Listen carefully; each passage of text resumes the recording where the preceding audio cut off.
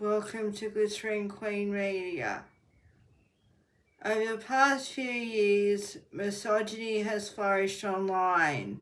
For example, Andrew Tate and other pickup artists have tried to normalise things like kissing and touching women without their consent. Incel culture has sparked dangerous rhetoric that has festered into rage and real-life violence. Now, misogyny has continued. This has commonly come out in two ways: the dehumanisation of women and treating women as slaves rather than partners. The dehumanisation of women has largely occurred in fundamentalist evangelical Christian circles.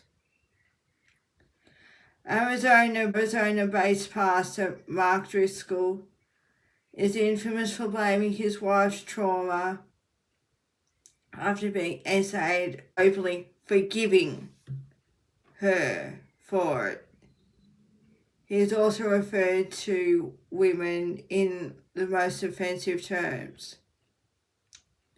More recently, Tim Whitaker and April Joy from the New Evangelicals has exposed other evangelicals for their disgusting views on women. They've referred to women as holes. Yep. That was Elijah Schaefer.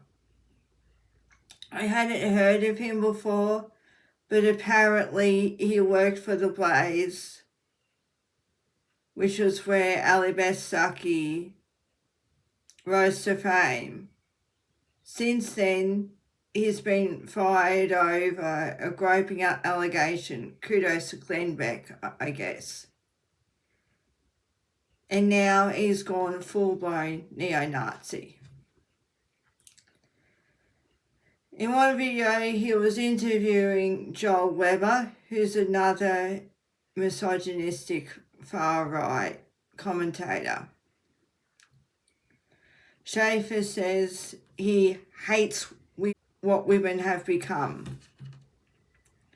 In reality, he's just a misogynist, period. Especially when he describes dating women as pulling bitches, quote unquote, and women who don't have the top 1% of men or whatever as whores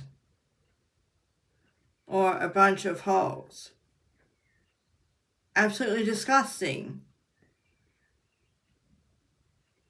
The second group of men are the ones that seem to pop up online as well, which is the ones that treat female partners as unpaid labour. These women often raise their children seemingly by themselves.